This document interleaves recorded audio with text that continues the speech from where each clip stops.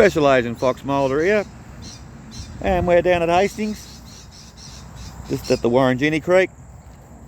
Going to watch the Doodlebug flick by at speed, about 80 k's an hour, and then we're going to head down to the Bluescope yard and watch the steel horse roll in the yard and see where it goes. So we're here at Hastings, about 60 kilometres southeast of Melbourne in Victoria, Australia.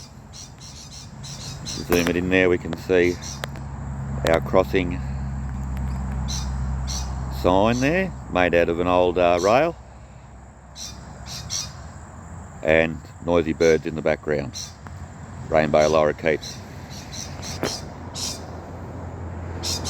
Now they're carrying on over there, they've got a nest probably in the hollow just over there.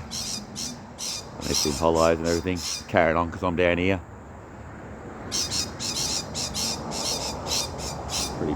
Pretty popular and common around here, the rainbow lorikeet. And there's a locust tree right there. It's a nice type of tropical fruit, the locust. And koala count currently stands at 0. So we're down here at the Bushland Reserve. We can see the sign there. All flora and fauna are protected. And that does include the Doodlebug. That's protected. And yeah, this is all recovered from a huge fire that came through here about 10 years ago. So recovery is just about complete. And in there you'll find some Blackfoot swamp wallabies, some koala bears, or just koalas as they're commonly known, ringtail possums, brushtail possums, sugar gliders, rainbow lorikeets like I found over there, and numerous others. You'll see lizards, and of course it's Australia. There'll be 3 deadliest type of snakes in the world in that scrub right just over there, getting ready to fang up your leg. I've already been bitten 3 times today.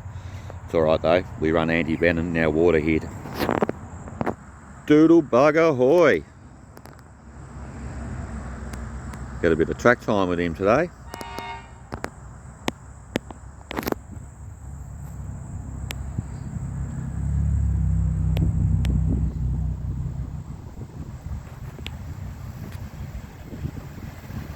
A bit of a dance.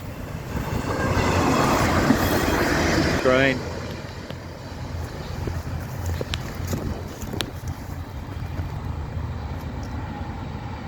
There he goes. Protected. That's by the sign over there, protected fauna. No harming of fauna around here, including the Doodlebug. Alright, let's head down the yard. Alright, we is down the Bluescope yard. We should pull the vehicle off here. Don't want to fall off that cliff there. Okay, so we'll get out, we'll have a bit of a look. Cleared for takeoff from the Triab Airport. See all this yellow flowered bush that's grown up beside the track. It's only taken 12 months because this time last year you could see all this through here, clear as a bell. Okay, so this is Jesus Christ.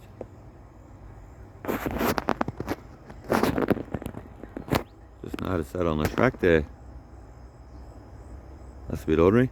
Well, this is the turnout. What's considered to be turnout 1 on the internal part of the Bluescope yard, or the Bluescope manufacturing plant down here. So we've got the Y, the turnout itself, and down the track a bit further. I'll zoom that in a bit further. Probably about 300 metres down the track there is turnout 2. So these are the internal turnouts. Of course, the The order does go 1, 2, 3 because they consider the turnout off the main line, which is just up and around that corner there, about 400, maybe 500 metres around. There is the crossing, so that joins back onto the main line. But yeah, that took me by surprise, those beggars. I'll get a bit closer look actually. Yeah, that's pretty ordinary, isn't it? And it looks like the line may have sunk there as well. You'll certainly be worried about gauge. This is where they pull up. Anyway, they disconnect the hoppers here. Sorry, I'll zoom that out again. I'm not in zoom out mode there. The hoppers are flicked at this point here. So disconnect the hoppers from the steel coil carriages carrying the steel coils. The steel coils will go up that hill and around there in what could be considered a like a model train sort of setup, and come back down after he's flicked them, and he'll grab these hoppers that'll be sitting here, and there's our switch over there. That's locked, padlocked for obvious reasons, and got a bit of water laying around, although it's been as dry as a Frenchman's towel here the last sort of, maybe 6 weeks. So yeah, a little bit of water laying around. Better that it's laying here than on the track, I suppose. And there is your turnout 2. Back down at the car, I'm just going to flick my high vis gear on. Petrochemical stuff going on over there. Yeah, I'll be flicking my high vis gear on. Just it's common courtesy. If you're down somewhere where there's workers and such, then if they know you're in orange, then they don't have to worry about where your ass is, mate. So they know where it's going to be because it's dressed in orange. So flick some high vis gear on, and yeah, show a bit of courtesy for the rail workers. All right, steel horse ahoy. Keep your camera straight, mate. Yeah, toot of acknowledgement, he's seen me with my orange.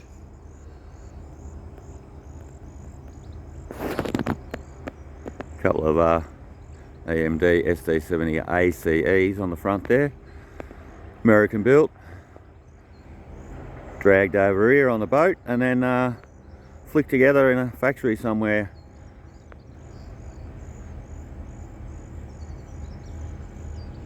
Thought he had 3 engines on the front there for a minute. That would have been something different.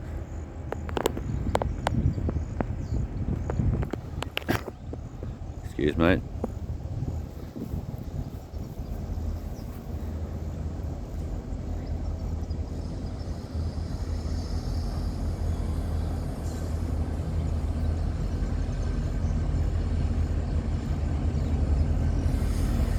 And he's got to pull up here, and he's got to flick that turnout over there. Alright, let's pause that for a minute, let him do that. Alright, he's away. Widescreen mode.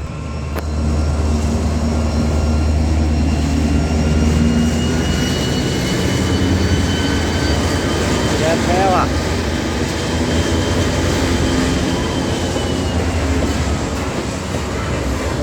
Comes our coils. Tuesday load, so she won't be so long. We can see we're heading up the loop, and let's watch some of these wheels go on the old top here.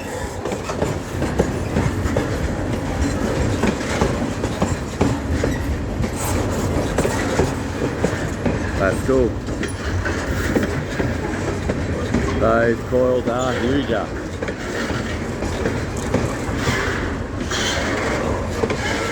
Got a couple of empty cradles coming along now. He's slowing her down as the hoppers ahoy approach. You can see our hoppers there. Looks like they've got some different configuration going on there, so we'll just flick that away. It won't film the rail worker. as he's at the switch.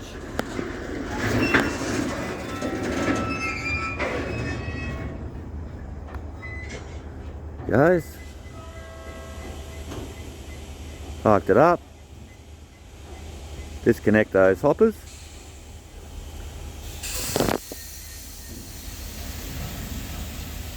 You can hear the air doing a bit of a bleed and bleed through. Bit of a roll back. We're all good. There's our stretch. Here it's stretched there. It's called stretching when they do that. And we're off again. Minus our hoppers. There goes the air hose. Automatically disconnects. Connected manually, and then you automatically disconnect. They automatically disconnect. It's a pretty ingenious system actually. So old mate's got to walk up the hill back to the engine now. They still haven't invented anything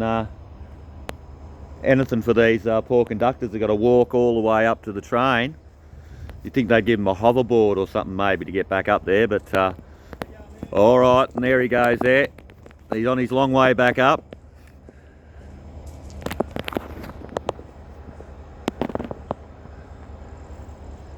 And here he'll flick all this, these coils we've just seen, and these empty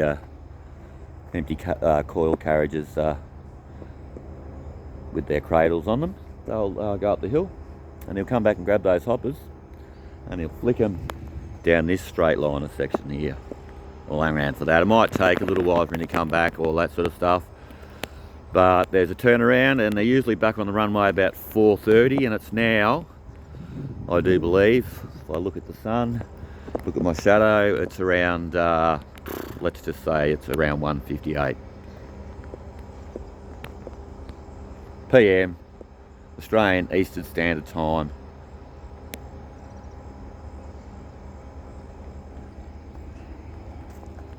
I'll just keep rolling on this. I love the train on the crossover there. Let's see our big huge knuckle in the middle there. There's our air hose connection I was just talking about. So they manually connect. There's a way to do that safely, and then when you disconnect a carriage, you take the pins out and those hoses will automatically disconnect. Ingenious.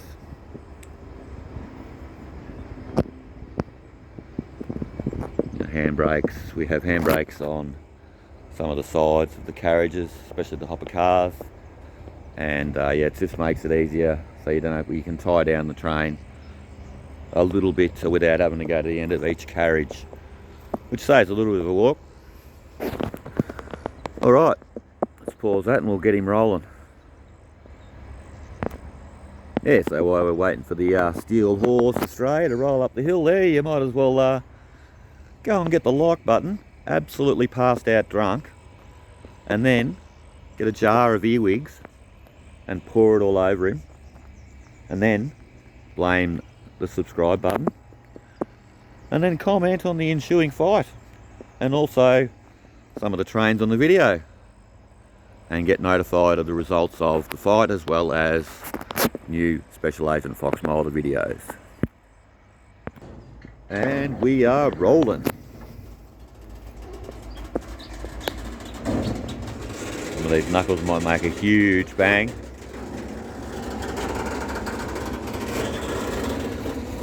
Nice and easy does it.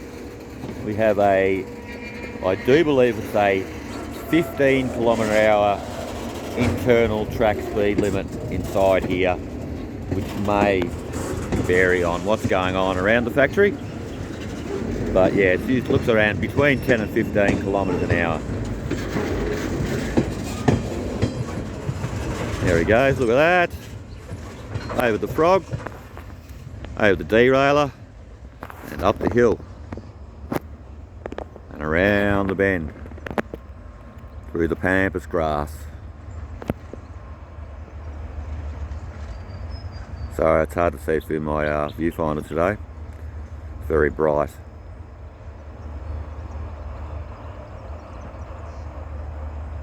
Coolio. I haven't been down the yard for a minute. Thought I'd come down here to do something different. And head down to Frankston station this week. And do a couple of bits and pieces around there so we can get a steel horse that's at some other points along its trail to Melbourne, because it's actually we're 60 k's southeast here, so he's got to flick up to Melbourne, so he's got a fair bit of track to cover, and I only really cover him from between here and Frankston, so we'll do some of that. And there's his arse end going around the corner now. He'll be back shortly to grab these hoppers right there. High vis gear, all right. This earthworm's doing it pretty hard here. He's heading into the shade of my phone. Or he's trying to have me leg off. Either it is Australia. And if you can see that bird over there, that's some sort of honey eater there. Or it actually, I'm quite sure it looks like a honey eater. It may be a finch, but they're quite rare around here. Hopefully you can pick him up. He's having a bath in the water there. I'll try not to. They're pretty frisky, so if he sees me move, he'll be off. There he goes.